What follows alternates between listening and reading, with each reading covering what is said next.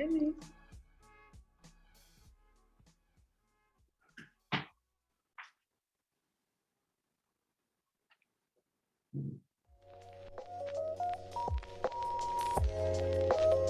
Hip hop is a way of life, a way of thinking.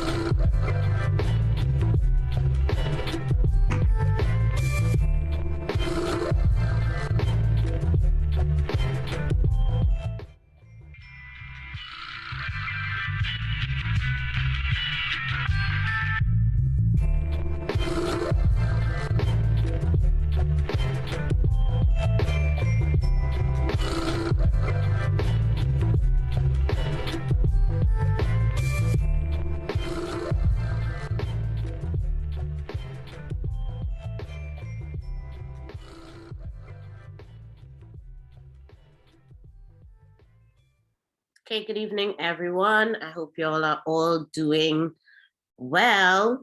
And yes, Gabriel or Gabriel, I'm not sure if I think it's Gabriel. Yes, I am doing much better. I'm sounding a bit more like myself. And well, my daughter was fine from the beginning. It's like if children are immune to COVID, and I'm not really sure what's up. Maybe it's all those months or days of running about barefoot and eating all kind of junk. It somehow is working for their immune system. So she's fine, fit as a horse, and eating out my house. Gabrielle, good, right. So yeah, everybody's much better. Still not out of the woods yet. Nights are not so great for me. I still have a little cough, but I am doing much, much better. So thanks everyone for asking. Thank you so much for your prayers. And so it's 7:00, so let's begin. I like to honor people's times, and we have quite a lot to cover. Before the questions start, please allow me to teach today first, and then we will get into the myriad of questions that I know you all have. And yes, I usually go through the assignment towards the end of my second class. So if you're wondering about that, it's already covered. So thanks everyone for all of these suggestions. I want you to know that you are in good hands, okay? It may seem like there's no way you could get everything done, but you will get it done. I will walk you through it. Everyone can take a deep breath and a very large chill pill, okay? It's all going to work out fine. It's okay. All right. So I don't want you all to worry. I don't want your anxiety levels to get too high, right? So without me belaboring the point, I want to go and do a quick review. Please let me know by showing me a thumbs up if you're able to see my presentation. The screen should say Foundations of Social Work Practice. All right, Foundation of Social Work Practice. We just started, Jeanette, you are not late. It is now 7:02. We are now starting to teach.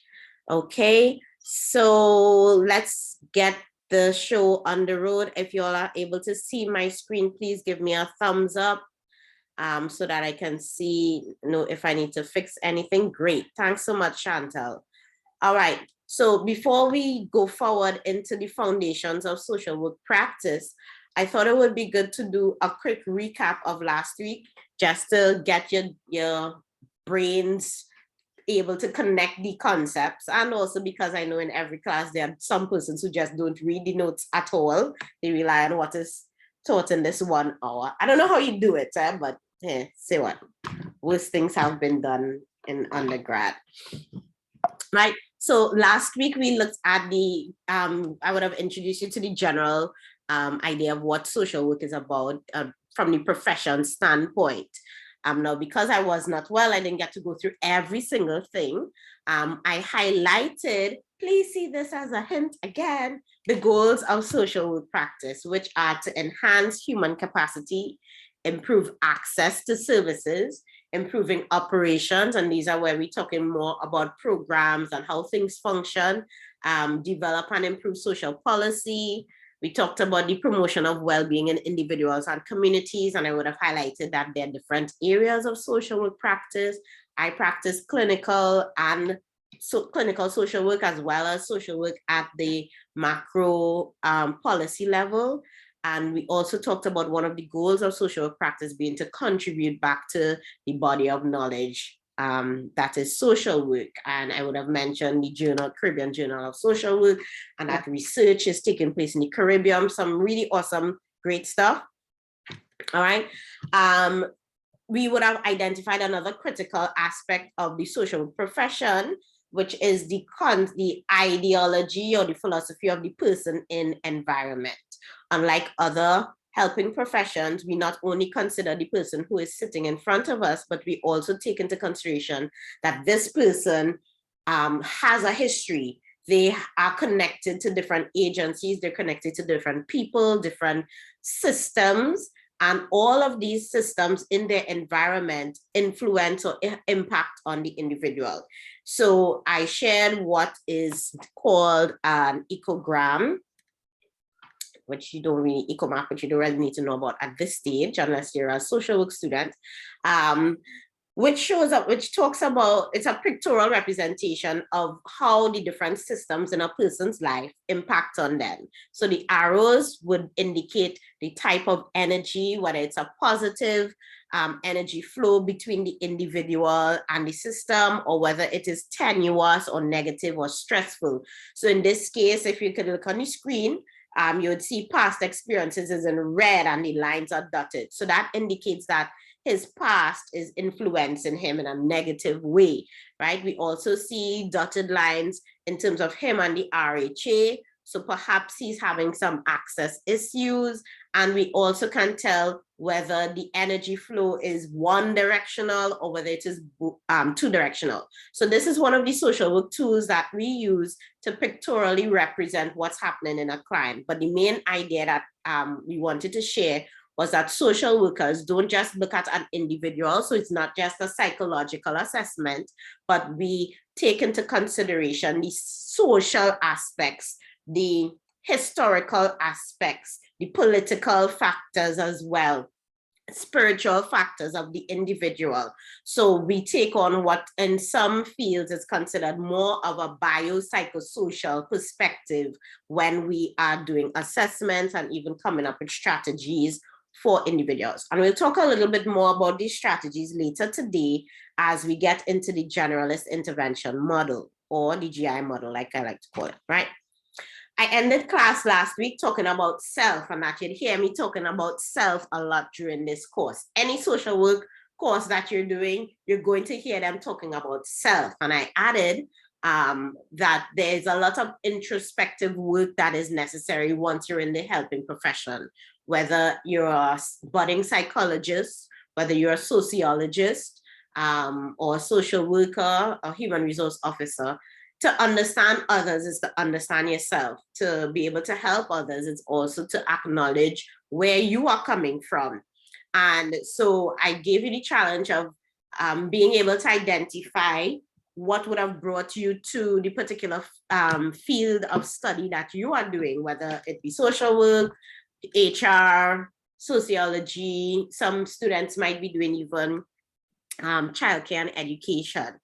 And I highlighted that social workers effect change through who they are, what they are made of, including their thoughts, feelings, belief systems, and their knowledge. And that's what we're going to talk a little bit more about today, the belief systems, and how belief systems can influence communities, can influence individuals, and why it's such a big part of the social work profession.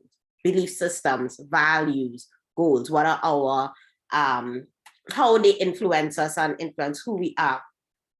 So self-awareness is a big part, a critical component of being a social worker. It is the process of developing an understanding of your own values, your own thoughts, your beliefs, what motivates you, your preconceptions, your prejudices, your strengths, your limitations, and how these qualities can affect others. How does it affect the way that you provide best quality service to other people, and how it can affect the way you even view people and people view you? Yeah. So if you are self-aware, you know, nowadays we have this concept called a Karen. A Karen is typically a white female who may, and this is not the language that should be used, white female who's fast, who is very minding other person's business, very easily triggered, and has the law enforcement officers on speed dial, often being, you know, extra.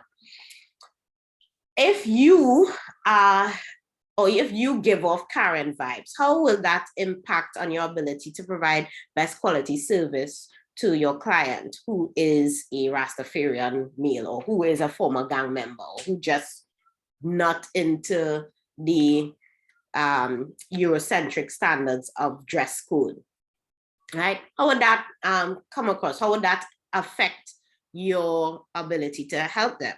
And on the role reversal, as a Caribbean individual and a Karen is sitting across you, or someone who looks or appears to be a Karen sitting across from you, how does that impact on your concept of the individual? They may be sitting with one of those cardigans tied across on their neck, looking like they just came out from a tennis match. You know, how does that impact on your ability to provide best quality service? There's also the therapeutic use of self, using aspects of your personality, your experiences, your own values, feelings, intelligence, your coping skills and perceptions to establish helping relationships with clients. Now, the therapeutic use of self is a skill that is learned over time. It is not the same as sharing your whole life story. It is not the same as saying, well, try this, this worked for me, but it is used strategically to establish a bond, a connection, a helping relationship with clients in social work. In Unit 1, we didn't talk about this last week, but another critical thing that we should have had time to discuss, but we really don't today, was the history of social work and the influence of the Elizabethan Poor Laws of 1601. If you are a social work student, you'll come up to this again when you do social policy. If you're a sociology student, social policy and administration, you'll talk more about this. But one of the things that I would have liked to highlight and for us to discuss was how laws, and especially even your own history of laws and your concepts of poverty, can influence a community or nation. So in case you missed it, I know some of you still did the activity, but I said that in my class in particular, you do not have to do the activities that are in the units outside of the graded discussion. So the workload for this course can be intense, especially if it's this course plus you're doing 2 or 3 other courses at the same time. So one of the strategy that I use for this course is I pick out some of the activities from within the unit and we discuss them in class. We do them as in-class activities, discussions, etc. So you don't have to focus on doing your responses to units that outside of the graded discussions, right? If you've already done it, I would have probably messaged you already. I will do you the honor of reading it, but it is not necessary moving forward. Focus on your graded assignments, okay? Focus on your graded assignments. So the Elizabethan Poor Laws, some of the critical things from the Elizabethan Poor Laws was the idea of categorizing the poor at the time as the deserving poor and the undeserving poor. There is a documentary on workhouses that I will share with you all, but I don't want to go too much into that because most of the content related to the Elizabethan Poor Laws is more leaning towards the social policy and admin side of things. But the idea is that from 1601, there was this, with the classification, it pretty much was the introduction of official judging of the poor, that, you know, the sick, or if you were disabled, if you were a widow at the time, because, you know, women were property back then you were deserving of help and assistance. However, if you were a criminal offender, if you were an unwed mother, shame on you. Then you were undeserving, because clearly, or if you were unemployed or homeless, clearly you did something to result in that situation. And so you were therefore labeled as undeserving. And so among these other statutes that came up under the Elizabethan Poor Laws, we see that from the laws of 1601, and even if you look at the legislation in your country related to poor, or even some of the grants, some of the programs, assistance programs that may exist, you would smell a hint of the same ideology, that there are some persons who deserve assistance and there are some persons who don't necessarily deserve it.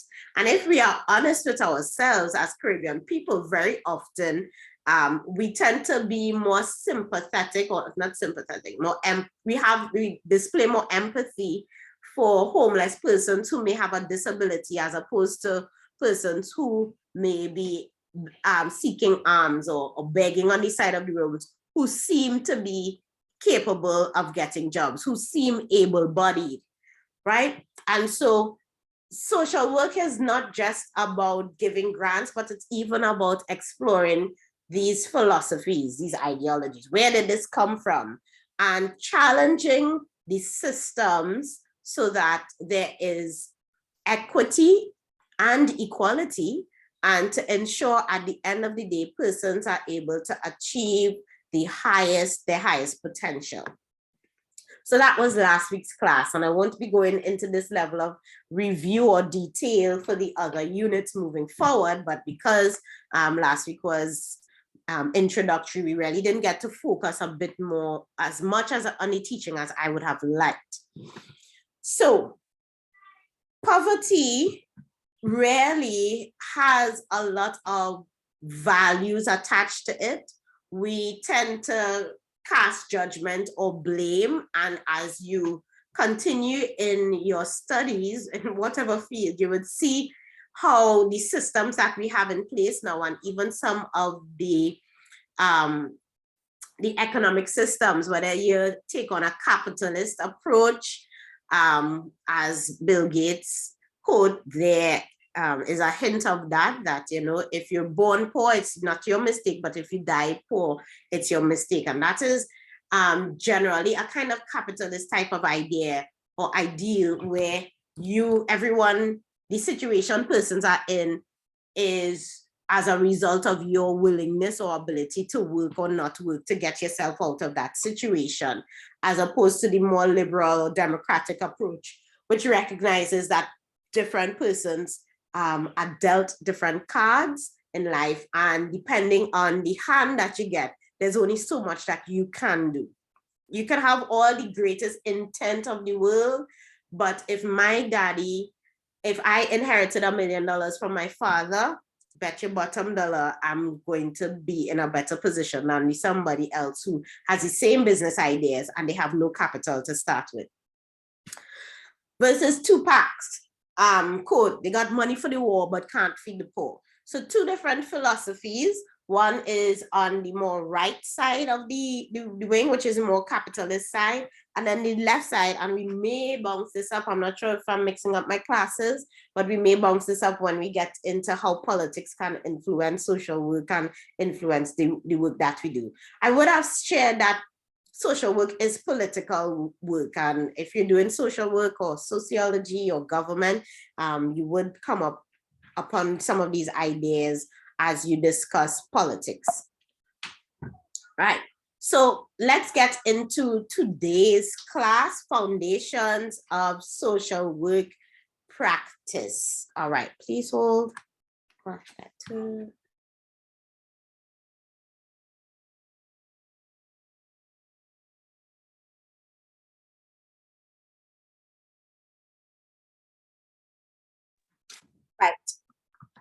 so I want to start today's class,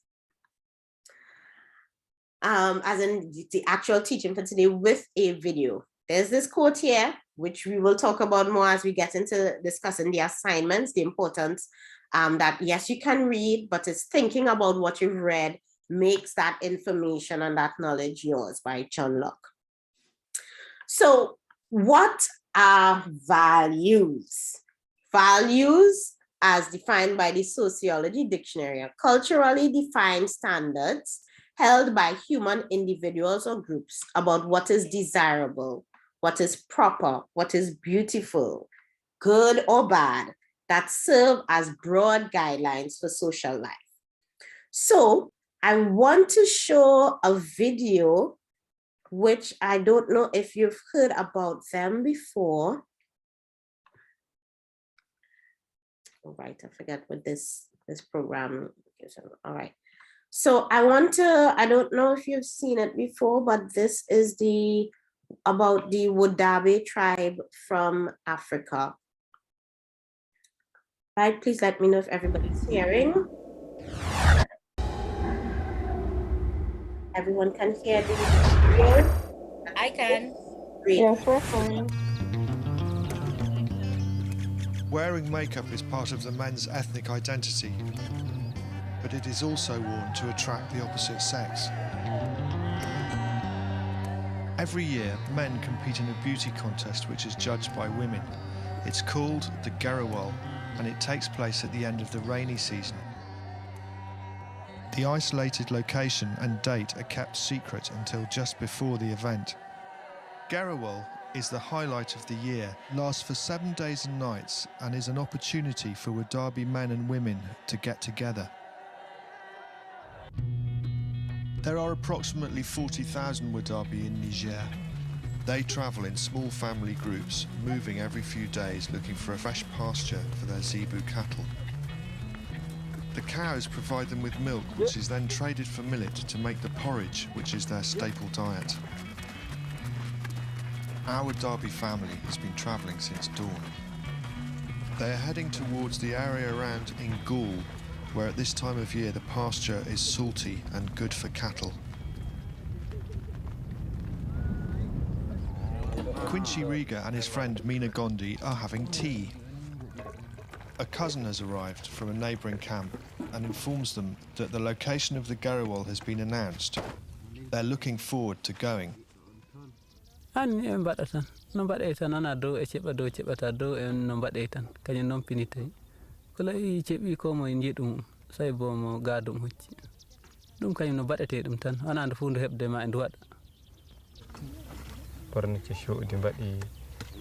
shammere nacce baɗi yowre eɓe jogi jalol eɓe jeero kadi mi yi'a goɗɗo ɓe njahi jeerewol ha goɗɗo mala yeriji yahi jeerol daftito e yeriji heɓi yeriji ene kanjum ɓuri mbirgo to mi yahi e jeerol mi yi'a.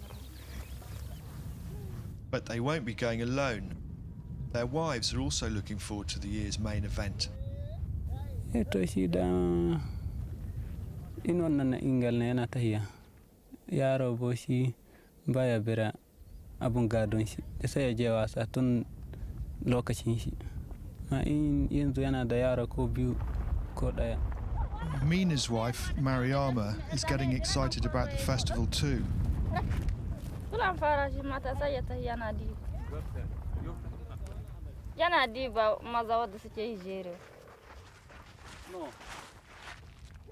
For the moment, however, Quincy and Yaya have another important event on their minds. Tomorrow, the couple will undergo a big change in their relationship. Quincy is taking a second bride. With no walls between them in the desert, the three will share their lives together. Vai komi sabanda kana mukagada. Vai komi. De macce shi na baya so kawai mu dauko wata kaman hira kawai. Haka ne baya so ma in maci shin. Vai komi. Belle dan uwashi. The Wadabi are Islamic, but the women have relative freedom and mobility within marriage. And at the Garawal festival, they even get the chance to choose new husbands. Yana zuwa da shi gida har ta zama har ta yi sufa har ta zamna ta iya baya iya tashi baya komi har ta mutu wurin ba ta komi a'a shi ma yana nema wani.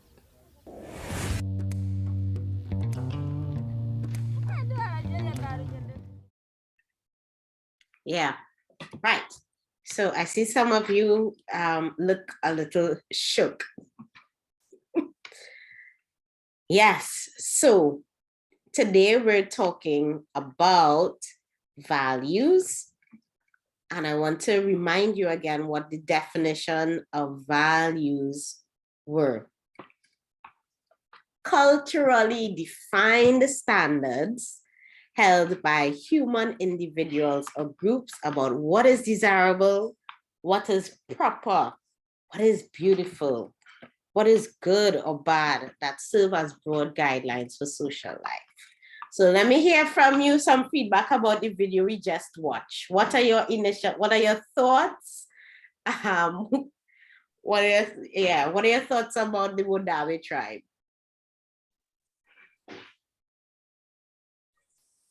I have a question. Good evening. Good evening. Can the ladies have another husband besides their husband? Because I saw that only the gentlemen are allowed to have a second wife, but it didn't say anything about the women having another husband.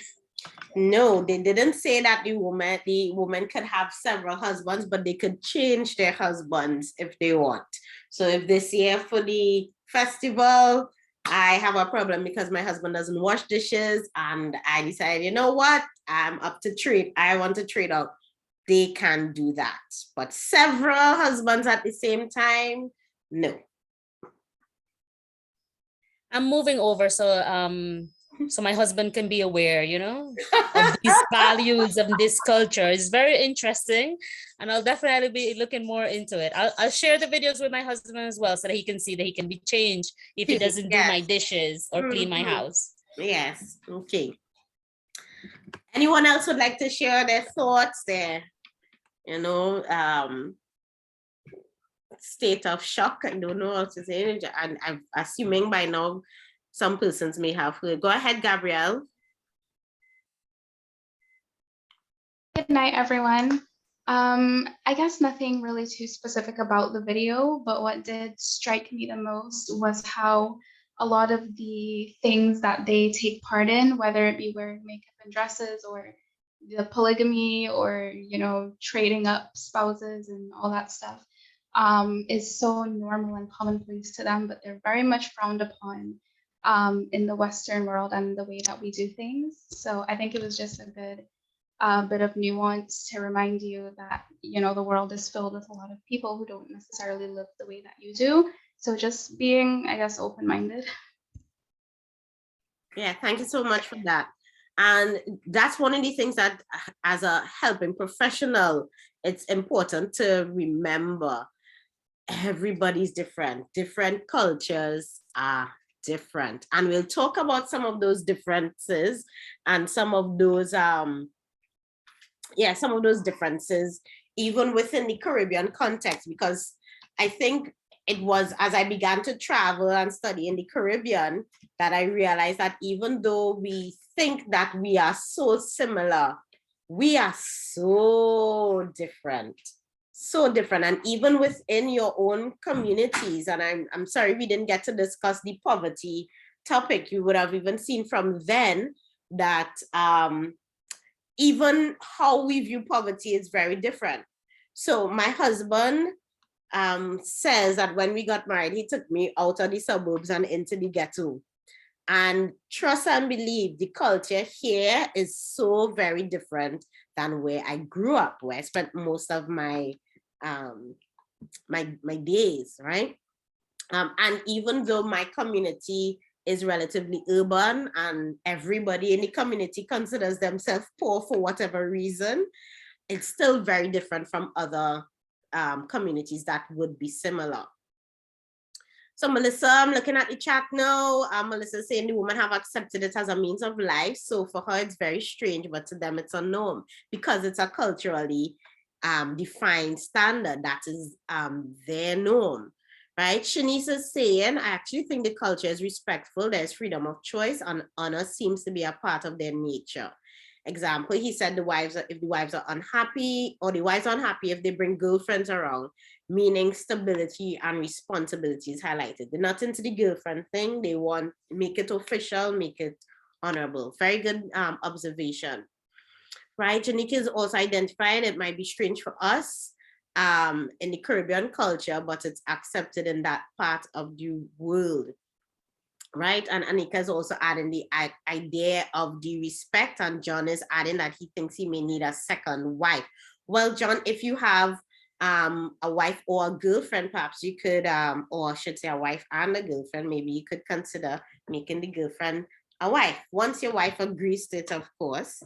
And so now here's the funny thing. I remember when I was working in the field of HIV, and we were doing some work with some young people at the time, and this would have been roughly by now 10 years ago. I learned that was when I would have been in my early 20s. Please note, I grew up from a very churchy background.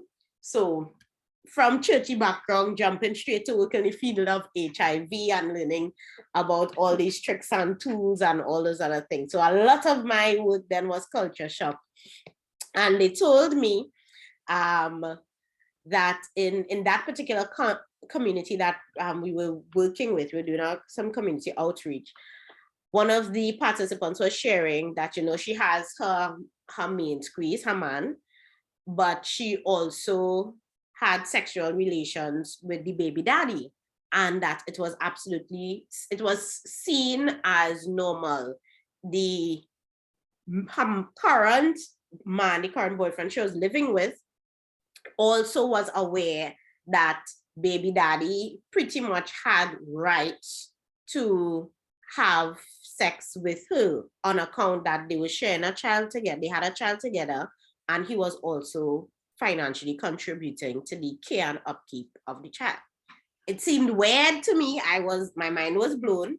But the more and more that I talk to people, and the more that I spend life in the ghetto, and I'm not saying that happens here where I live, because I can't talk about the people in my neighborhood, but it is quite normal in quite a lot of communities where you might have the main squeeze, but once baby daddy comes to visit, main squeeze might disappear so that baby daddy could, get what is quote unquote due his.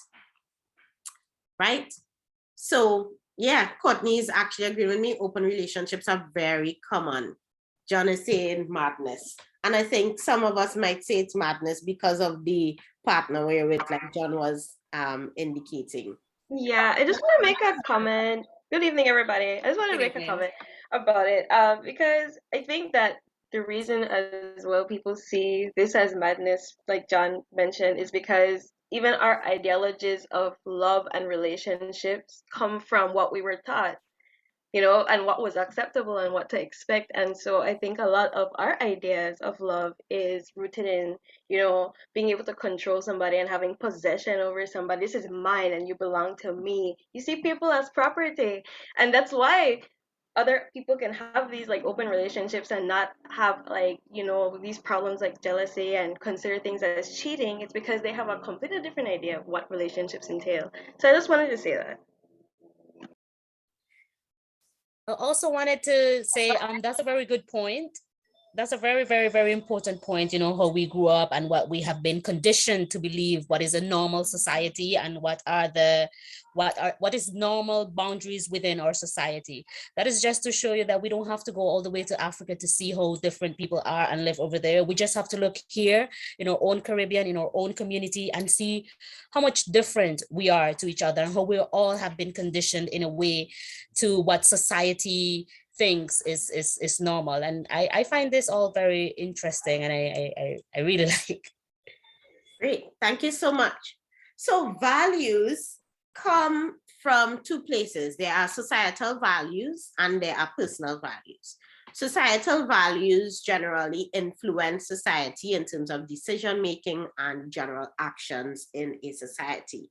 So in the example we looked at, some of the societal values would have been about polygamy and that whole honor, respect kind of thing.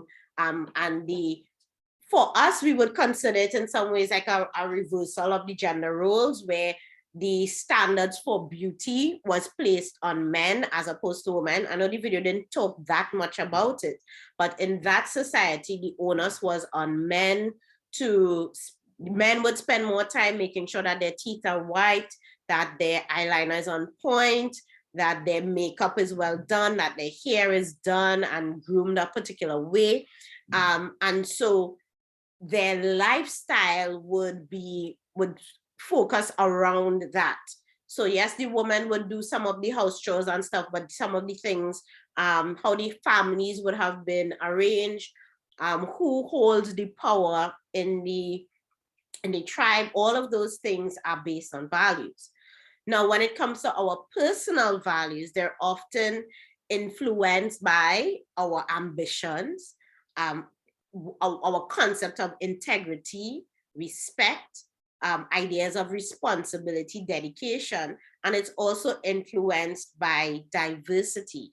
And so Inez, I think, or Inez, I'm not sure if it's I or E, but Ms. Vasquez was saying that was hinting to that idea of diversity, that our communities are so different.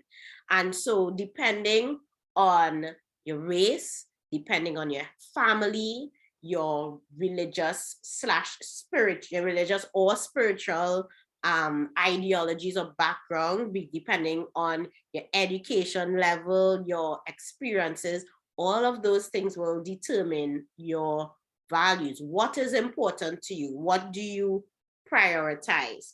So to someone else who, like me, had COVID last week, they would have just been like, yo, I got COVID, the students will catch up, hard luck there. Dr. Spence, you will handle these scenes because my health is number one.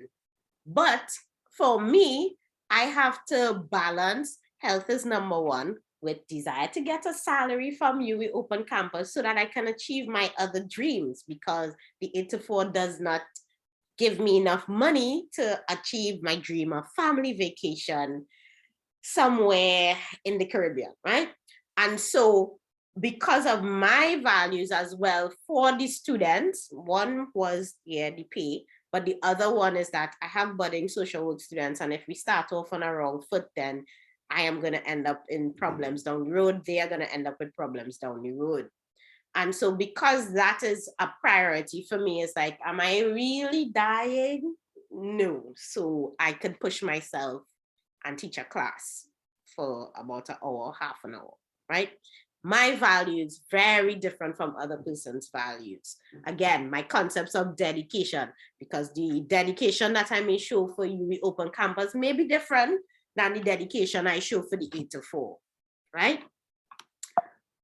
So the question now, we've talked about values, we've talked about how values are influenced by societies and how even our values influence societies. Because if let's go back a bit, if my concept of integrity, if everyone has my concept of integrity, then it's going to, in my community, then it's going to shape how my community functions and structures. But if everyone has the integrity of, think of the worst politician you can think of. I'm not going to call names, it's different for everybody. But if everybody has the same value or same concept of integrity or same lack of integrity as that individual, it's going to influence how a community looks. It's the difference between somebody looking to throw some garbage in a bin versus not caring and just throwing it on the ground. Again, values can influence both society and influence us on the societal, on the personal level. So intersectionality comes up when we talk about diversity a bit, Courtney, but I'm glad that you're aware of the term, and that means that you're probably reading or watching some woke shows. So that's great. So I see John having an issue. What about sickness? If it's safe to say people don't regard themselves, it depends again on individuals' values. So yes, I definitely have high regard for myself. It's why I don't respond to my work emails while I'm on sick leave, the 8 to 4. But because of my value for the profession and my love for social work on a whole, I will be more inspired to respond to students' questions while I'm on sick leave, as opposed to the government 8 to 4, right? So it doesn't mean that I don't regard myself, but a part of who I am as a social worker is I'm a teacher, and also I enjoy this job more than the 8 to 4, right? So how would you work with persons? I want you to think about your own values, the things that you like, the things that your belief system, your history, your concepts of the world, your concepts of people. And I want you to think of your ideals, the shoulds in life, the should nots, the shoulds and the shouldn'ts. Your concept of what is proper, what is right, what is just, what is not right, unjust. And the question that I want you to think about, how would you work with persons, whether it's a client or a colleague, because some people, and I want you to think of both aspects. How would you work with persons who hold opposing views about the following that are on the screen, right? Now, it's one thing, now I've taught this class quite a few times well, and very often people have no problem working with clients who have different views or even who have different lifestyles or practices from them. Clients, fine, because somehow we have this ability to put on hats, take off hats, or make switches go on and off in our brain so that we feel we can be non-judgmental to a client in front of us, even if they believe in what's the word they call it? Not minor, I can't remember the term they call it, but child love or loving children or something like that. I should remember it, but right? So it's one thing to have a client that you're working with who may, for example, believe in corporal punishment in school. Teachers should have the right to beat children, even if it's not their children. They have no problem working with persons from the LGBTQIA+ community. They have no problem working with clients like that. But to have to work with someone like that, to see them 5 days a week, spending on average 8 hours a day of hearing the rhetoric, to them talking about it, or whether you are for the death penalty or against the death penalty. Or let me bring it home. Someone who is one of those, or someone who is a vegan, and they're not just a quiet vegan, they are, I am going to save the animals, and so everyone around me should not eat meat or anything like that. It's one thing to have a client like that, but how would you work with persons like that, like a colleague? Let me hear from you. Do you think it would be a challenge? Do you think it would not be an issue for you in all of the areas? I'm hoping that by now everybody's familiar with what euthanasia and abortion and all these issues entail, right? So feel free to take the mic if you want. You could drop a comment in the chat as well. Yeah. And this is a safe space as well. I'm not here to judge persons. I've had classes with all types of persons. I've worked with all types of persons. So what you say, once it's respectful, it will be respected as well, right? Can I go first? Yes, sure, no problem. Okay, I have no problem whatsoever working with different people. I actually have to work with different people where I'm currently employed, and this should not be a problem. The fact that I may not share your values or agree with you does not mean that I have to be disrespectful or treat you any different on it. And as you just said, once it is respectful, once you respect me, I respect you. I think that it is very important for us to understand that being respectful does not mean that I have to agree with you and your way of living and your way of life. That is on you. That has nothing to do with me. So therefore, I don't see that, I have to be disrespectful or have an attitude or have a say in just because you are like this, or just because this is your practice culture, this is what you do. I mean, and I think everybody should be respectful towards what it is. Okay. Everybody has a right to choose, and you chose whatever you wanted, and the other person is free to choose whatever it is that makes them happy. Okay. All right. Interesting perspective. All right. Kester, go ahead. All right. Good night, everybody. And I want to agree with our colleague who just spoke. I believe in respect and respecting each other and their views, but also believe that, working with a colleague who probably might have different views and opinion on some of these issues that are on the screen, it's an opportunity also for dialogue and learning from each other. So we could have different views, but if we are open and we can, share our beliefs respectfully, you respect my views, I respect your views, and we see it as a way of learning from each other.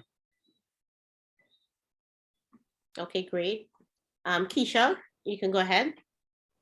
Okay, good evening, everyone. Pretty much agreeing, but I'd also like to add that what I have found over the years is that it's not so much what the value is.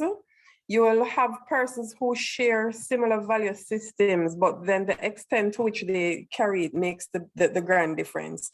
For example, you'll have, in my organization, you'll have, majority would be Christians.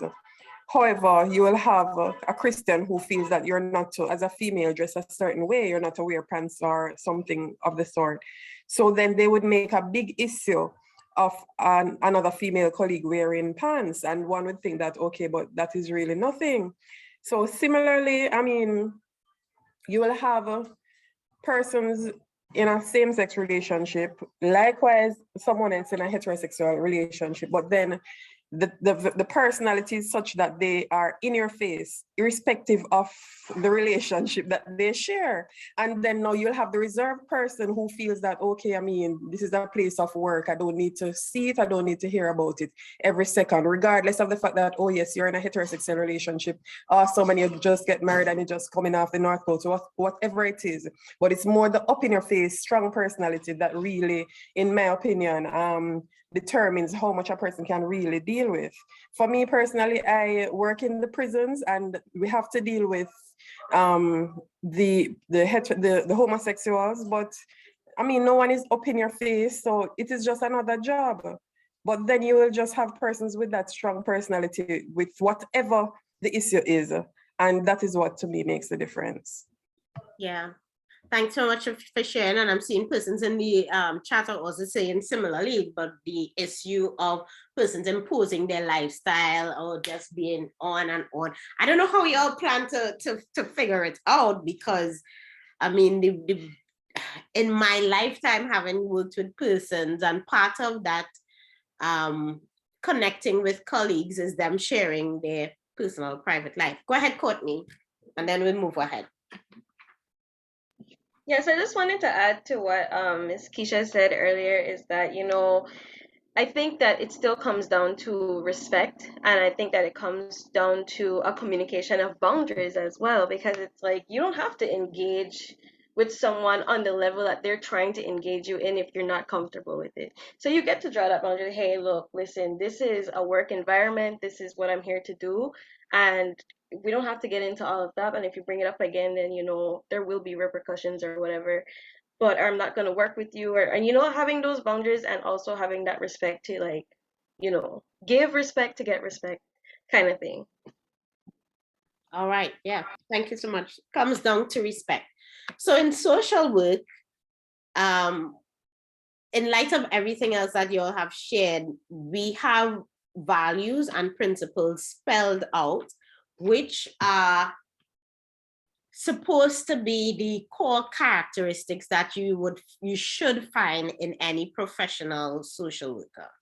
This is for me, in my years working with individuals and NGOs, etc. To me, this is what is the hallmark of a professional social worker versus a lay social worker, meaning, well, one of the hallmarks, them exhibiting these values and principles, and the other hallmark being the use of theories and models, right?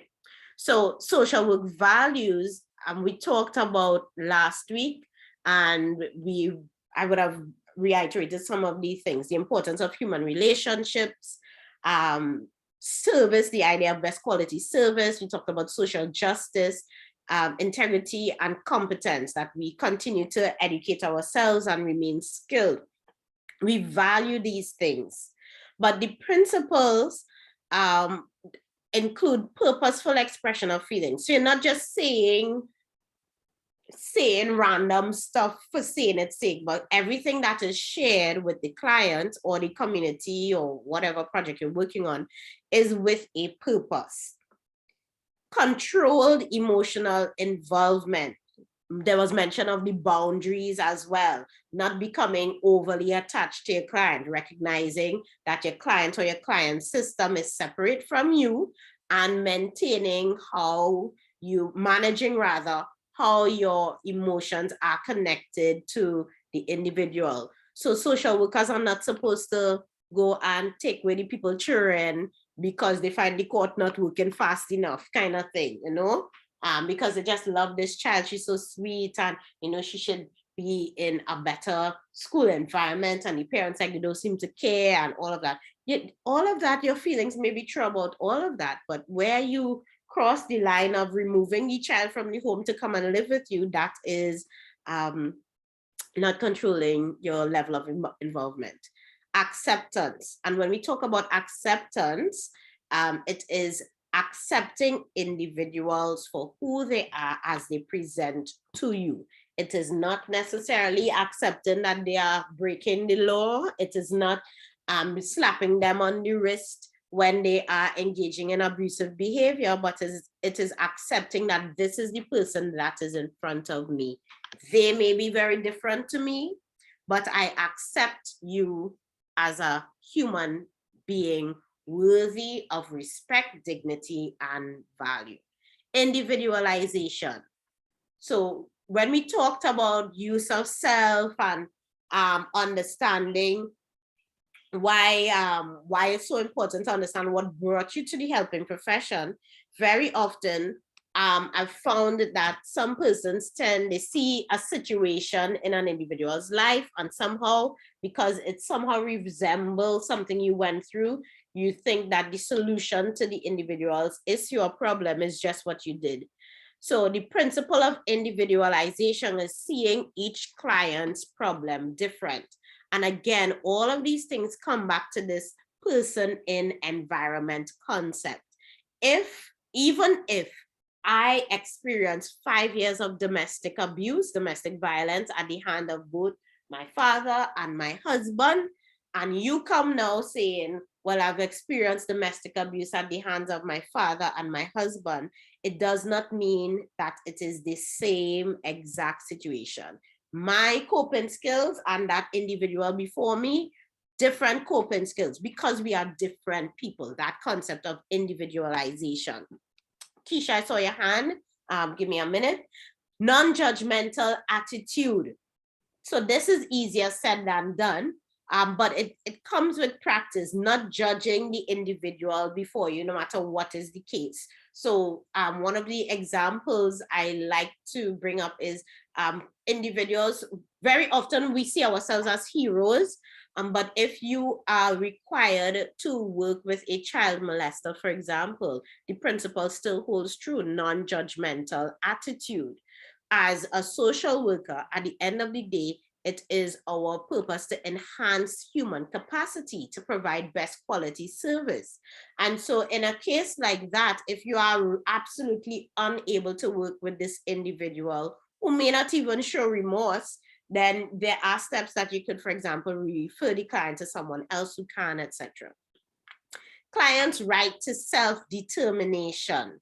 So when we talk about the client's right to self-determine, it's the client's right to determine what they want for themselves. So because I think the first thing we should tackle with this family is the issue of molestation, it does not mean that that's the client's thing that they want to tackle first. Now the law would step in and have certain things done, yes, but the client may want to start with addressing their insecurities or doing some assertiveness training. And so the client, similarly, a better example might be some persons who may not want to leave instances of gender-based violence. It is the client's right to self-determine. Our job is to provide information, encourage, be present, work with the client, highlight the advantages, disadvantages, the risks involved as well. But at the end of the day, it is their life, it is their decision. We are not stepping into their lives as fairy godmother. We're not stepping in as their mother or their teacher per se. Well, we teach her to some extent, but we are not to tell them what to do. The client has the right to self-determine. And the issue of confidentiality, which apparently is a big issue for us in the Caribbean. So, let me check the chat. Right, so Janika's talking about the defensive nature of some persons when it comes to their point of view, but there's a need for us to be respectful. Yeah, and it's not about, well, to some extent, yes, you're right in terms of not overplaying your role in the individual's life, but as social workers, a big part is stepping into the individual's life to assist them until they're able to do for themselves. But you still have to be able to understand boundaries and to know when it is time to terminate. So these roles, these principles, and ultimately, while they guide how we interact with our clients and client systems, we are also guided by ethics and have ethical responsibilities. So we would have mentioned some of the ethical requirements like self-determination. We talked about confidentiality. Another one includes, when it comes to our clients, the need for informed consent. We can't just make decisions or expect our clients to make decisions if they are not given enough information, right? Conflict of interest, it is important for us to take note of that. Dual relationships, which is talking about getting in relationships with clients, and sexual relationships as well. When it comes to our colleagues, there is the need for respect, consultation. We need to be honest when highlighting, honest and tactful as well, respectful when highlighting incompetence of colleagues and unethical conduct. We have an ethical responsibility to address these issues, because at the end of the day, it's people's lives we're interacting with. It's people's lives you're dealing with, and you don't want to put people's lives at risk. It's by keeping silent, right? And when it comes to society, we have an ethical responsibility to engage in social welfare and social and political action. So John has a question. I think somebody was taking the mic. I don't know if you had a question.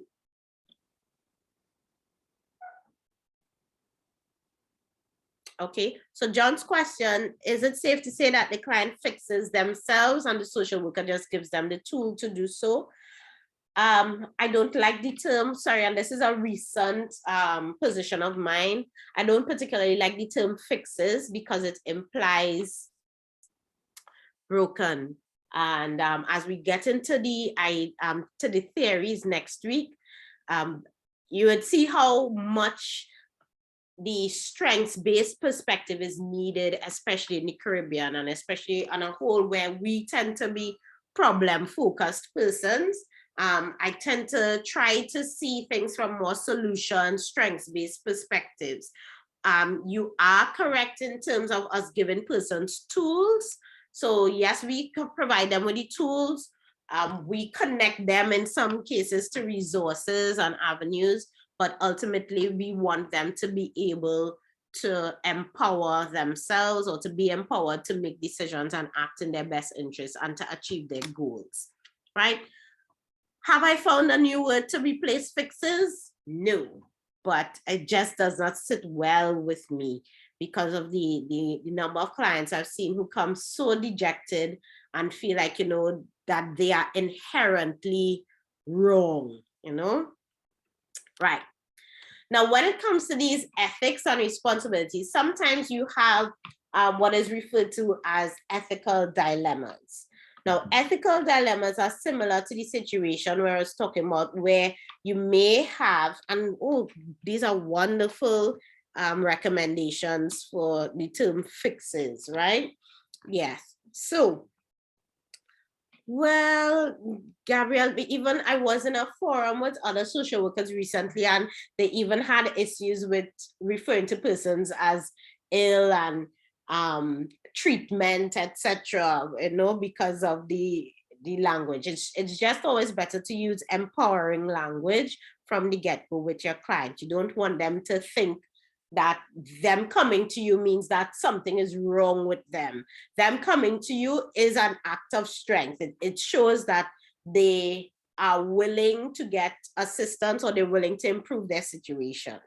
Right, we'll talk more about that when we talk to theories next week. Trying to hustle along because I know you'll want answers to questions related to assignments and all of that. So this is extra, this is not in your notes, but one of these things when you face an ethical dilemma, it's basically how do you decide which social work principle should hold true. So issues, for example, when it comes to confidentiality, a minor, for example, may indicate that they want to get an abortion. So,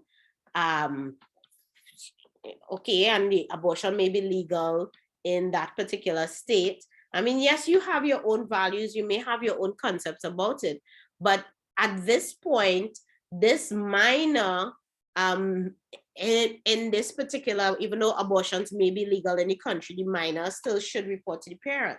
But you have a helping relationship with the individual who is a minor? Do you at this time uphold clients' right to self-determine, or do you uphold clients' right to confidentiality? Self-determine, they make that decision on their own. Confidentiality, if I breach confidentiality and tell their parent that, hey, this person is pregnant, they want an abortion. How do you deal with dilemmas? So there are different models that are used. This is one that I'm sharing. You can always look this up, and this is more so for your social work students who are doing pure straight social work. But there's a priority ranking of ethical principles, and the number one is always protection of life. So in this particular scenario, if the individual, let's say the minor, wants to go to a backyard doctor to get the abortion done, it can affect her life. And so you'd want to take action to protect both her and the life of the baby. Thereafter, if she says she wants to get it done in a safe way, if it's legal and all of that, then you go to equality, issues of equality and inequality. So the idea is that when dealing with ethical dilemmas, it's not just about you going with your gut feeling or going with your emotions, right? Or you know, your conscience tell you to do this, or the Holy Ghost tell you ABC, and I am big on Holy Ghost and all of that. But as a professional, you need to ground your actions in theory, ground your actions in the principles that guide the profession. So this is one of the ranking of ethical principles. There are different theories that you can look up. So Gabriel is asking the question, does confidentiality still exist in cases with minors? Yes. Isn't it still considered that minors are not mentally sound enough to decide? Confidentiality and decision-making are two different things. And so when it comes to confidentiality, the limits are harm to self, harm to others, or legal issues if an individual is about to break the law. And even in terms of breaking confidentiality, first off, you need to it is advised that you indicate it to your client from the beginning what the limits of confidentiality are. So the client then knows in advance what they, or can decide in advance what they want to share or what they don't want to share. But your protection as a therapist, as a helping professional, is that you are bound by the law to report any cases where someone has indicated they want to harm themselves, harm others, or if they have indicated that they are going to break the law in any way, which is why in social work you do law for social workers or law for social sciences, because we have to know the law, right? I maintain confidentiality with my child clients. But to this day, I've been practicing well for about 6 or 7 years or so. Please hold.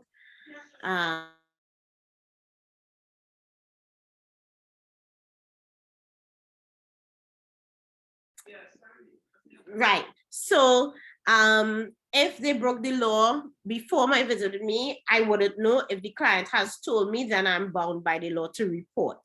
But with the children, I let them know upfront, what you share with me is confidential. If they come into the playroom, I say, this is your space, you're in charge for it, or whatever, these are the limitations. If you indicate that you want to hurt yourself, or you indicate you want to hurt others, or then I'm bound by law to share, to report. I also indicate to them, what you tell me is private. However, if you want me to share information or share what we talk about with your parent, let me know. And I make that abundantly clear to the parents before we even start the session. So the parent agrees, the child agrees, and towards the end of the session, I shared, I would like to share with your parent ABC. Is this okay for me to share? Is this not okay for me to share? And to this date, I haven't met a child who's not okay sharing almost everything. very often just being able to get it off their chest does some sense of empowering or whatever, right? So if it is, again, as long as it is a matter of the law being broken, I am bound by the law to report, whether the client wants me to or not.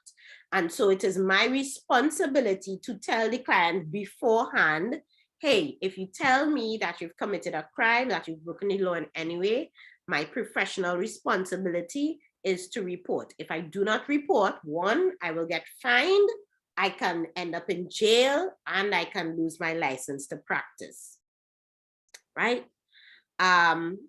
So yes, go ahead, Inez, you have your hand raised. Sorry, I have a question regarding to that. What about the number 7, truthfulness and full disclosure? I asked this because how can I put it? Sorry, I'm struggling with my words. According to my knowledge of what a social worker should be, or the ethical decisions or the methods of their working, I don't think that their decisions should not be biased. They should just make strict decision according to the truthful of what they're seeing. I had a social worker come to my house like 4 years ago, and that lady was not truthful about anything that she saw or that was happening or that she had seen in my place.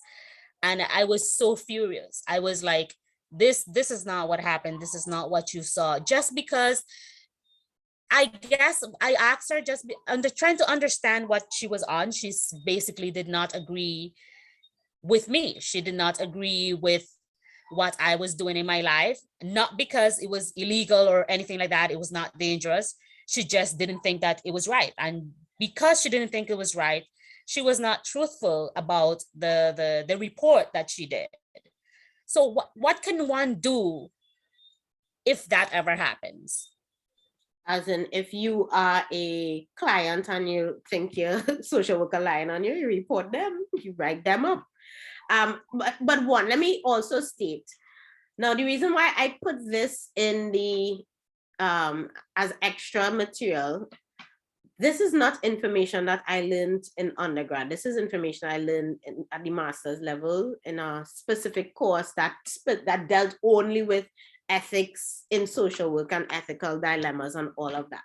However, because of the nature of the Caribbean, and because I think of my own experiences of coming across ethical dilemmas, before that, I felt it was necessary to include, so that, hey, you don't have to be guided by your feelings when you are faced with an ethical dilemma, because if it ever escalates to court, you need to have something to stand on to say, I made this decision based on ABC, right?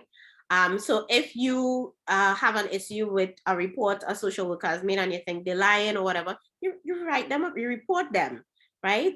And the reason why I was sharing that from before is that not every social worker with a license would have information at the master's level, would have access to all that information, right?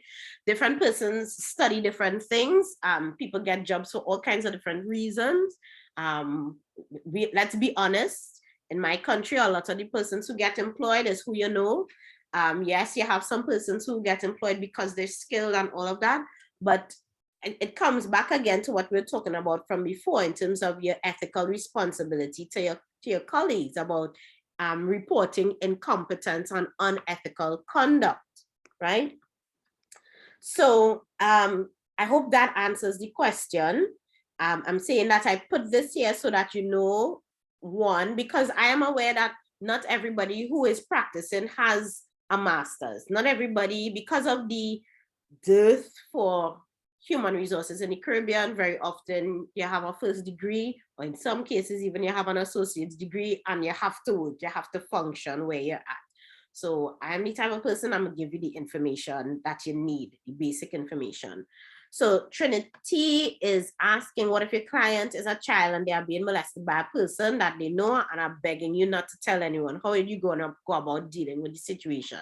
Well, from the time the child is in front of me, so one, you have clients who are there by choice, and you have clients who are involuntary clients. So it depends on in that particular situation. Now, as I said from before I even start having conversations with clients or they sharing about their story or so, in the case of a voluntary client, I tell them upfront, if you tell me anything related to, I tell them the limits of confidentiality. If anyone has hurt you, if you hurt yourself, if you plan to hurt anybody else, I have an obligation. I have to report it, right? Up front.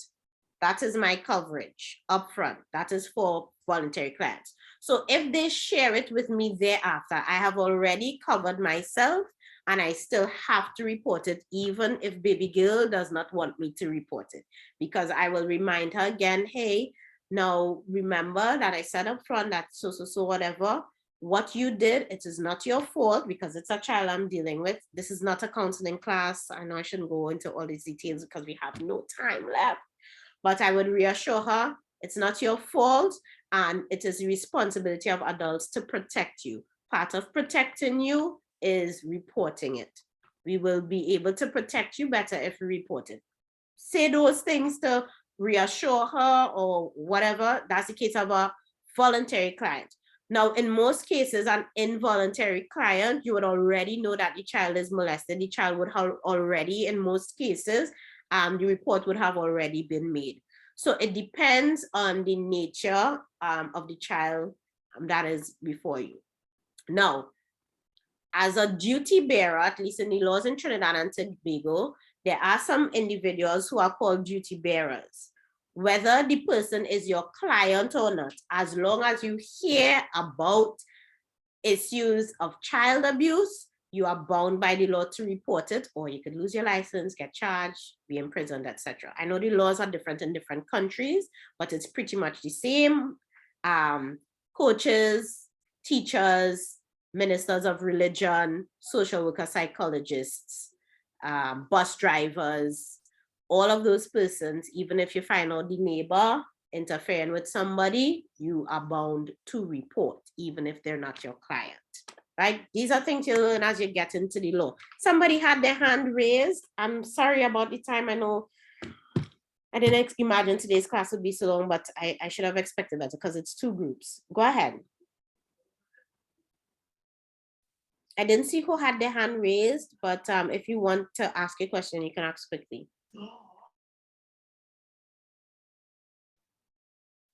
I think it was John who had his hand up.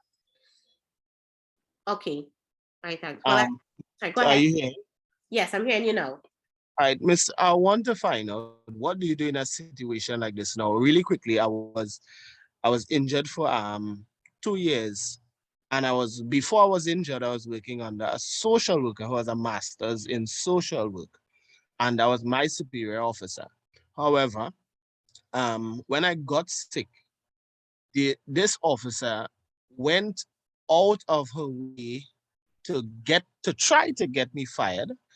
And in this case, she was dealing with everybody else's issue, but not the issue of one who was working directly with her. So what do you do in a situation like that?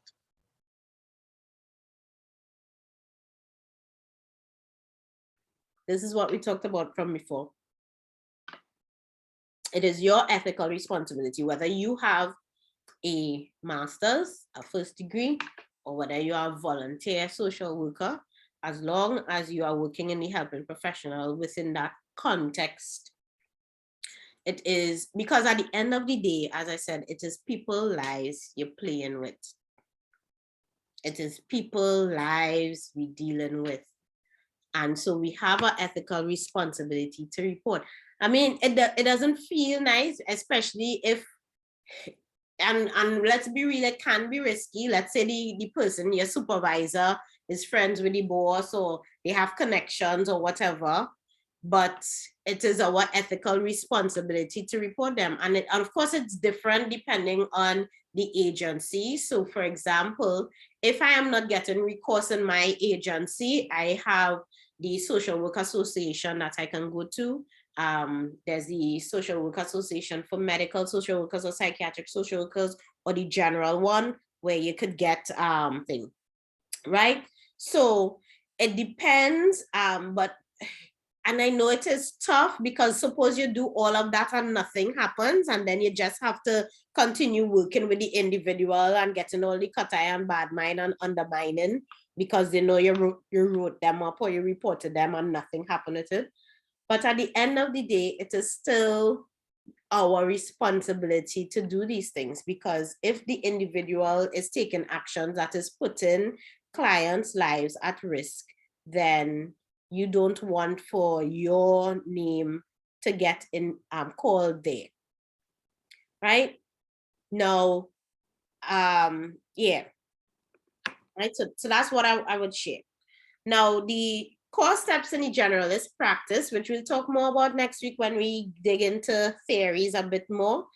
There are 6 general steps.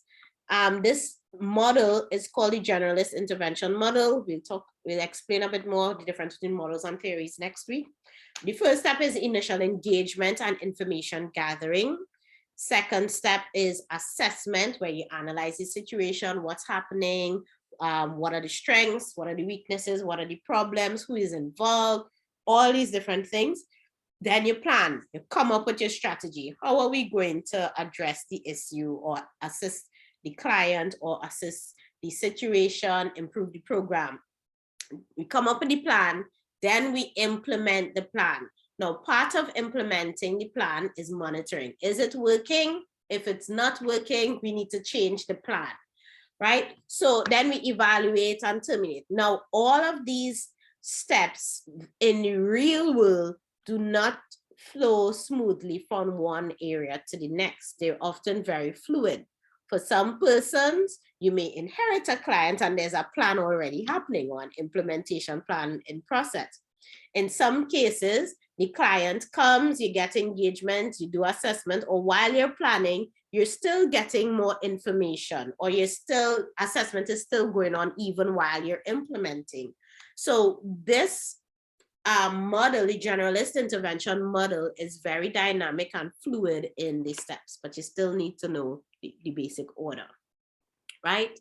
And in some cases, depending on the client or the project, even after termination, there may be the need for follow-up. As for example, if you're working with children living in community residences or persons in long-term care, after they leave or transition out of that institution, you may want to do some follow-up with them to see how well they reintegrated into homes or reintegrated into society. We talked about this already, not going to go through it again. All right, so that's it for teaching for today. Assignment tips. A lot of you have been asking me about the case study. How do we go about it? I talked about all of these things already in the first class, but because the recording went wonky, I will repeat it again. Assume every question is an open-ended question. This assignment for the case study, this is for assignment 2. You are required to write 5 pages. That 5 pages does not include your front page, and it does not include your references, right? But there should be no yes, no questions. Your responses to each question should be at least 2 paragraphs long and not in point form. Someone asked if the assignment should be done in essay format. Please do not submit assignments in essay formats. It makes it difficult. It does not serve you justice, because we as tutors, as your markers, are guided by rubrics in the UWI Open Campus. I'll talk about the rubric just now, right? How much to write is the next question. They ask, how much is your word limit? You have to write based on APA formatting. APA formatting requires a certain font size. It requires a certain font style. Your margin should be a certain width and height. So if you're using APA formatting, realize that, hey, my paper is now reaching more than 5 pages, then you're over the word limit or the page limit. The words could be different depending on the types of words you use. So in this course, we use more of the page limit as opposed to word limit. Now, when doing the assignment, please read the entire assignment before attempting it. Now, at the top of most of the assignments, you would see your course objectives. So your course objectives may sound like questions. For example, it may say, define the goals of social work, identify the social work principles and values, but that is not the question. Those are not the questions for you to answer. Those are the objectives that at the end of this unit or at the end of the course, as a student should be able to define the goals of social work. A student should be able to identify the social work principles and values, etc. So read the entire assignment. The case study is about Betty and Jenny. Case study number 1. The questions are underneath the particular case study, right? Secondly, read the rubric. How to answer questions in the UE Open Campus? Read the rubric. So someone asked about the essay thing, use headings. Your headings can either be based on the rubric because each assignment has different requirements, or you can separate your response by question. So question 1, in this case, your case study, all of the rubrics can be found in your course guide, which I believe everybody would have gotten. I will repeat this, read the rubric, read the rubric. I have just a snapshot of the rubric. So when I am marking your papers, why I said no essay format, I mean, still, yes, write your, in your response to your questions, you want to make sure everything flows smoothly and all of that. But for question 1, I'm going to come to my rubric. I see on the table here under excellent, the answer for question 1 is social work goals clearly and accurately defined. The individual demonstrated a greater understanding of the subject matter. The response was insightful and provided relevant and accurate supporting evidence, meaning external literature. The student demonstrated reasoning in the rationale provided. I see that part A of this question for the rubric is 4 to 5 marks. So once a student has written, once the social work goals are clearly and accurately defined, the student has demonstrated a understanding of the subject matter, blah, blah, blah, you will get your 4 to 5 marks. However, for the first section, for question 1, let's say they provided some definition of social work goals, some kind of understanding of the material, but there was not much external literature, not much reasoning or rationale. They would only get 2 to 3 marks, right? So, and it goes on spelling out what is expected for the question for each and every question in all of your assignments. So get familiar with your course guide. Read the rubric, read the rubric. When I was in university, we didn't get any rubrics, but they've made it so easy for y'all. Read the rubric, all right? So if you have read the rubric and somehow still don't understand what is required, I don't know how else I can help you, because this pretty much spells out, this is like a cheat sheet in my view, right? So what you want to do when checking out your rubric is check out which question has the most marks as well. So in this case, question C is 10 marks. So I know most of my writing needs to focus on question C. Question A cannot have more writing than C. No, because A is a total of 5 marks, right? So read the rubric, read the rubric, read the rubric, right? I talked about grammar already. Keep it shorter. Big words don't impress me. Please don't give me paragraph long sentences. Read over your work, read it out loud.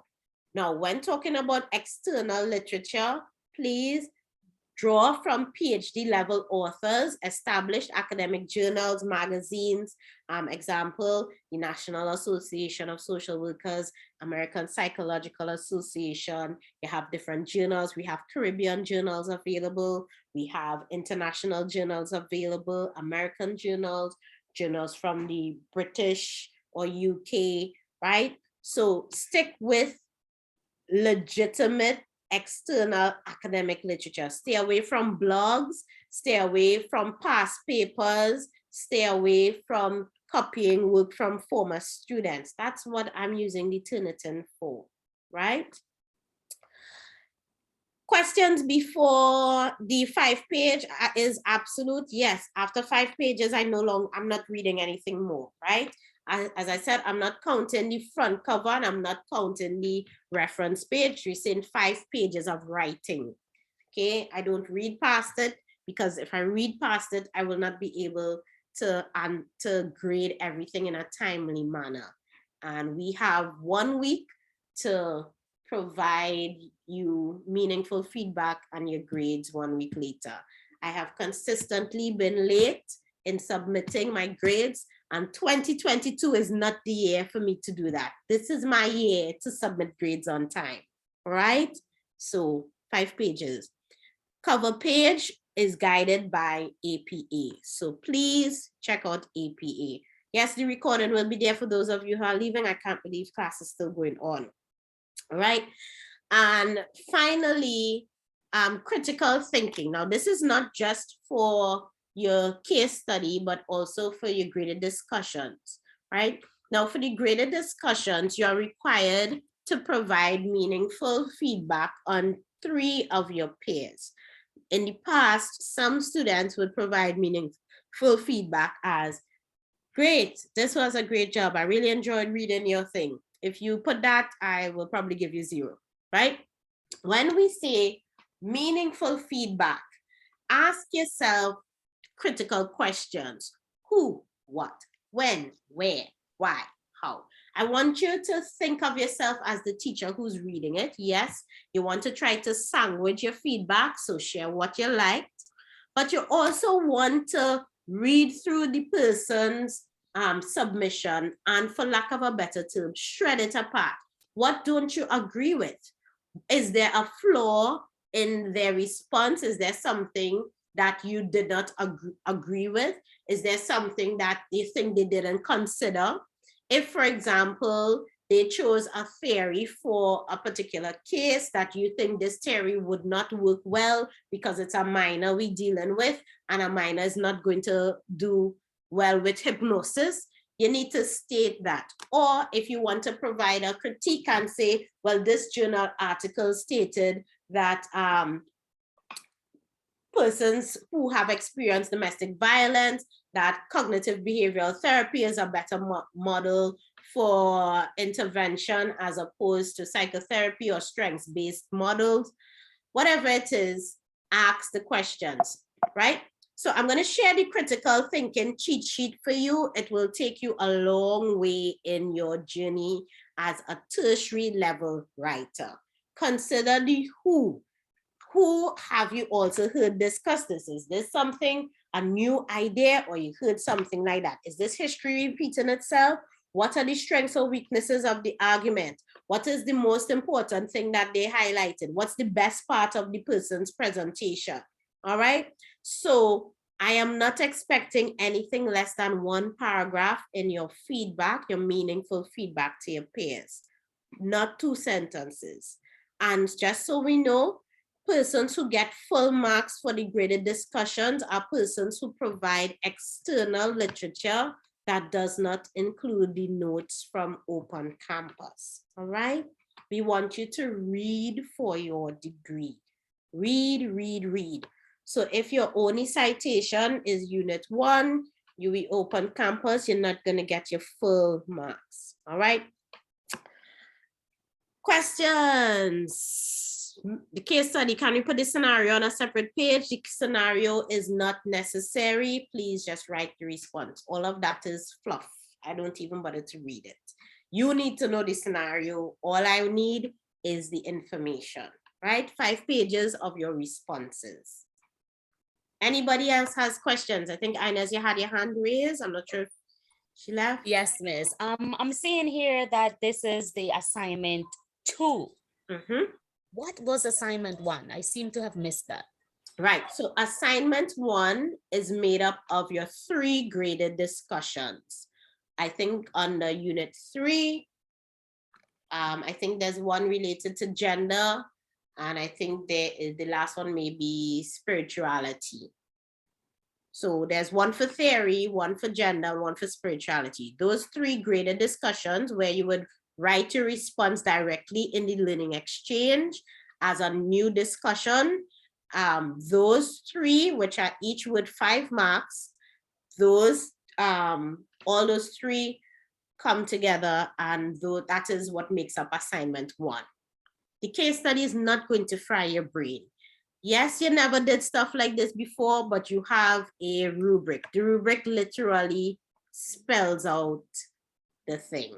So you might want to put question A, whatever. I can't even remember what question A is. You write question A, and then you put the answer. What are the social work goals are clearly and accurately defined. Whatever is your response to question A, put that, but make sure the social work goals are clearly and accurately defined. You've demonstrated a greater understanding of the subject matter. No, I cannot give you an example of a past student layout because that would be spoon feeding, and we don't spoon feed persons at the tertiary level, right? So assignment 1, the graded discussions, right? Let me share my screen so you can see, right? I have the wrong hold up. Right. So I know my learning exchange might look a little different, right? So you come to your page, you have your 3 assignments that you know. Assignment 2 case study is what we were talking about. So assignment 2 case study, question 1, I've scrolled down to the bottom. Question 1, what are the duties of a social worker in this case? I've read the whole case, so I would start my answer. I'd put question 1, what are the duties of a social worker in this case? Or I might put a heading, duties of the social worker. Underneath that, I put my answer, which is spelled out in the rubric. Section 2, social work theory that I would use. I would put that as a heading, and I answer the question. Bam. Section 3, Jenny's stage of life and the life task. I put that as a heading. I put my answer, and I'm forever guided by the rubric, which spells out exactly what is required or what we're looking for. Okay. So that is assignment 2. Now, assignment 1 refers to your graded discussion. So under each of the topics, you would see students' questions, e-tutor, discussion, whatever, right? I told you all before, you don't have to focus on the discussion questions or the activities. We discuss those things in class. However, under some units, for example, unit 3, theoretical underpinnings of social practice, at the bottom, you would see here, graded discussion 3, due after the unit. Now, in the tutor student exchange, I have the deadlines and the due dates for all of these things. So when I click here, graded discussion 3.7, I have here applying theory to practice, having read the case study above. They didn't put the case study here, so I put case study right here underneath the thing. Now, Corona has already put up her thing. I haven't read it yet. I hope she actually read all the stuff, because I told you all, please wait until we go through the theory to do the thing. Right? So you'll find the case here. This is the case, Yvonne, age 32, blah, blah, blah. So you read the case, and then I answered the question. Applying theory to practice. Give 4 reasons for selecting, select 1. Select the theory which you think is most suitable for guiding the work in this case study. 2, give 4 reasons. 3, blah, blah, blah. So I come here, I click add a new discussion topic, and I type my answer 1 time, put my citations, blah, blah, blah, blah, blah. I could choose whatever subject, case study Yvonne. I could put my name. I could write, Miss, this was very hard. Mrs. SOWK. Or if I want to get all creative, helping someone with so issue. All of that is unnecessary. You're only graded on what is written there, right? And then I hit post. After I've done that, then I open somebody else's contribution. I read whatever they've written, and then I hit reply. I reply one time, providing a meaningful critique of what was posted, and then I click post to forum. Me, as your tutor, I would see your responses and I would grade them accordingly.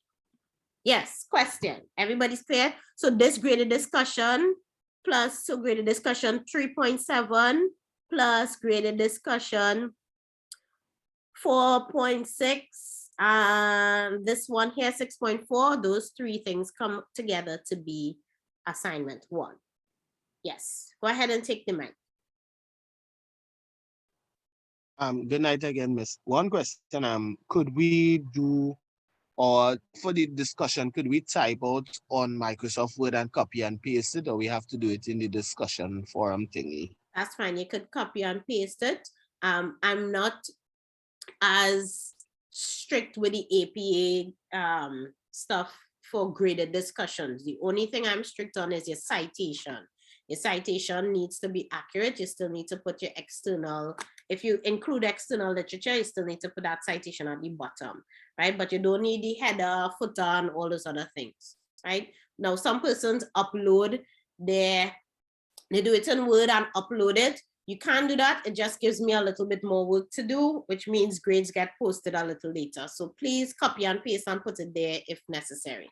Yes, Gabrielle, sorry. Hi, good night again.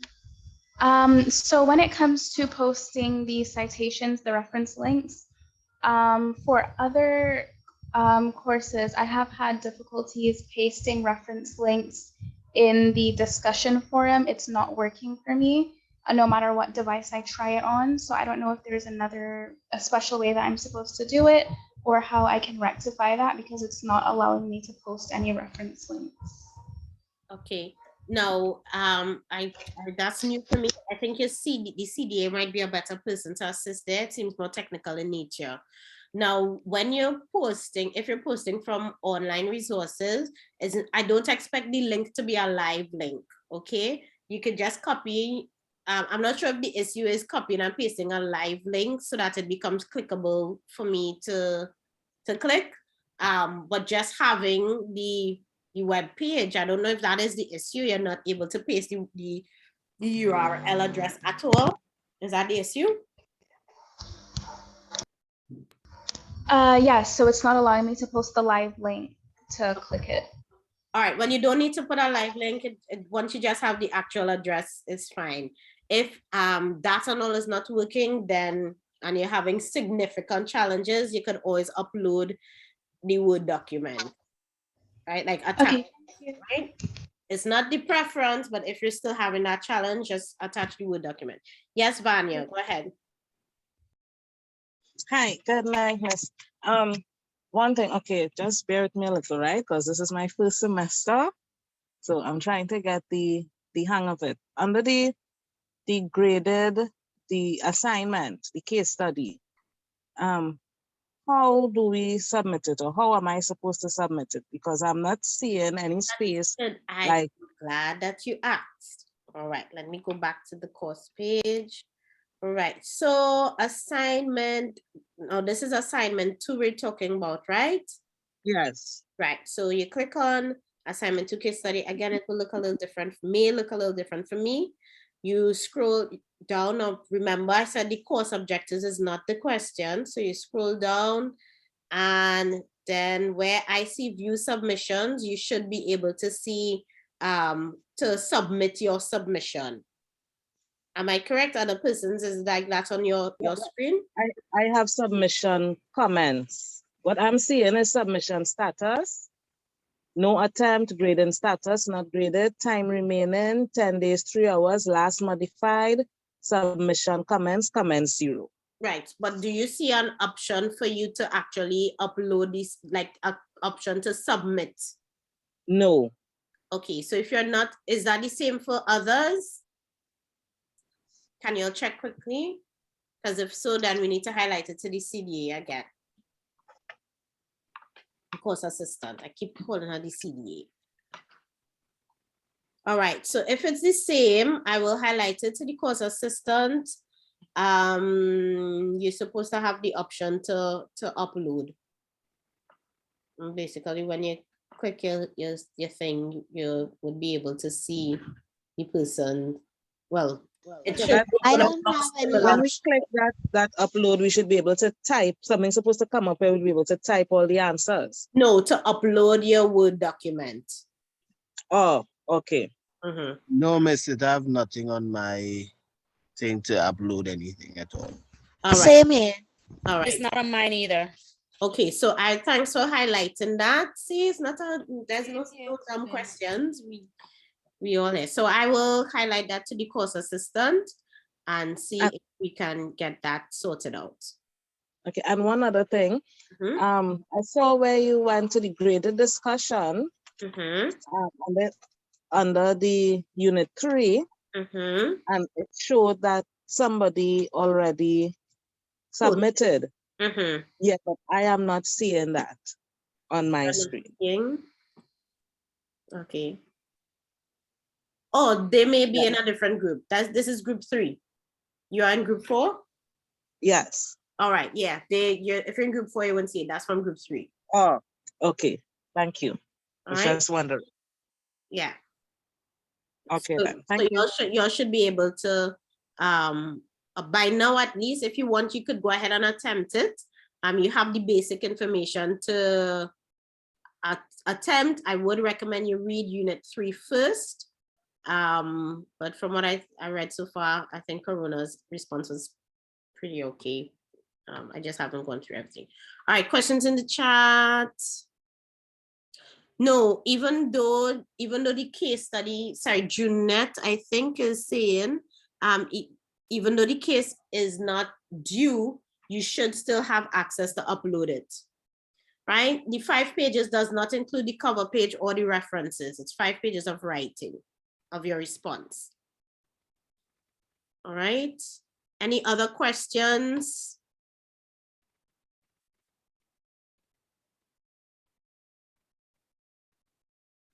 Right, I'm gonna say it again. Assignment 1 are your 3 graded discussions, right? 3.7, 4 point or 6 point, whatever, the one, I only know it by the topics, the one on theory, the one on gender, and the one on spirituality, right? So those 3 graded discussions, which you will find in the LE Learning Exchange directly here, and then here, and then here, those 3, each of them is with 5%. Together, that's 15%. And that 15% makes up assignment 1. Assignment 2 is the case study, the group presentation, right? That's the next question a million of you have been messaging me about. I will post up the groups tomorrow in the tutor student exchange, so you can start your group assignments. Right now, even though it's saying group presentation, you will not be presenting in class. I will, however, unlike this case study assignment, I will show you an example of the group of the PowerPoint, because I have an example of a topic that is not being done this year, right? So by tomorrow, the groups will be out on the tutor student exchange, and when we get closer to the time, I will show you an example, and you'll only be uploading the PowerPoint. There will be no in-class presentations because we just don't have time for all of that. Okay, I tried it, it doesn't work. Any other questions? Can't believe it's class is 2 hours. All right. So if anything else, you'll know where to find me, how to find me. Email me, rosanna.joseph@dc.edu, I think it is. If not, you could send me a message on the Learning Exchange. All right, guys, I hope that you all learned something new today, that you were challenged, and that class was not boring. Okay. And again, there's no dumb questions. Even if you're asking me the same question for the 5th time, feel free to ask it. That's what I'm here for, to answer questions if you all don't understand anything. So I'll see you all again next week, Thursday, please God, at 7 o'clock Eastern Caribbean time.